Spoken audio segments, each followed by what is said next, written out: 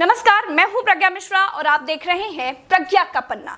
Mask न लगाने पर पहली बार में 1000 रुपए जुर्माना रखा गया है।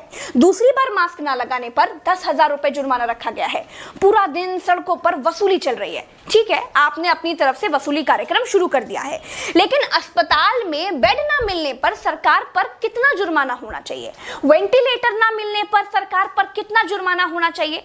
कोरोना टेस्ट न होने पर सरकार पर कितना जुर्माना होना चाहिए? शमशान में मुर्दा जलाने के लिए लकड़ियां न होने पर सरकार पर कितना जुर्माना होना चाहिए? शमशानों में दिन दिन भर मुर्दा जलाने की वेटिंग के लिए सरकार पर कितना जुर्माना होना चाहिए? जितने मंत्री और ये मुख्यमंत्रियों ने बंगाल से कोरोना लाकर फैलाया है, उन पर कितना जुर्माना होना चाहिए? बंगाल में बिना मास्क महीने भर से घूम रहे नेताओं पर पर डे के हिसाब से कितना जुर्माना होना चाहिए? क्या सरकारों की कोई जवाबदेही बची है देश में?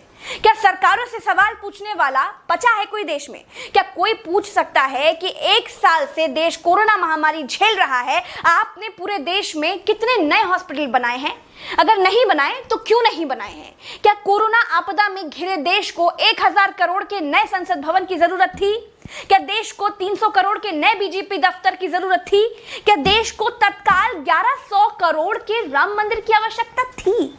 मंदिर के लिए चंदा मांगा जा सकता है तो हॉस्पिटल बनाने के लिए भी सरकार चंदा मांग सकती थी, लेकिन अस्पताल बनाने की नियत नहीं थी। मूर्ति बनाने की नियत थी तो बना दी।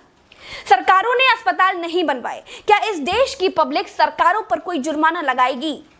क्या कोरोना आपदा में देश को कुंभ सजाने की आवश्यकता थी? क्या देश को कोरोना महामारी के बीच बंगाल चुनाव में रैलियों की आवश्यकता थी? नहीं थी। देश को अस्पतालों की, डॉक्टरों की, कोरोना की दवाइयों की जरूरत थी। कुछ दवाइयां बनाई भी तो वाहवाही के चक्कर में विदेश भेज दी। आधे अधूरे टीकाकरण में देश अभी अटका हुआ है। और ये कैसा टीका बनाया है जिसे लगाने के बाद भी कोरोना हुआ जा रहा है? क्या कोई सवाल पूछेगा? चीन ने कोरोना को फैलाया और पूरी तरह से कंट्रोल कर लिया। अपनी जीडीपी में रिकॉर्ड बढ़ोतरी कर ली। चीन से सब कुछ तो ले ही लिया है, सीख भी ले लो। देश में सब आत्ममुग्धता के शिकार हैं। सबको अपनी अपनी तारीफ चाहिए। कुछ ने तारीफ के लिए तो फौज पाल रखी है, और जिनका मन फौज से भी नहीं भरता है, उन्होंने तारीफ के लिए सूचना और जनसंपर्क विभाग बना दिए हैं। गाते रहिएगा ना, जनता का बैंड तो ऑटोमेटिक बज ही रहा है।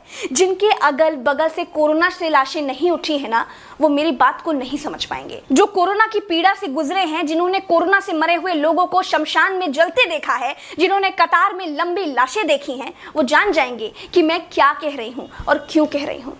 चलते हैं। राम राम, जय हिंद, दुआ सलाम।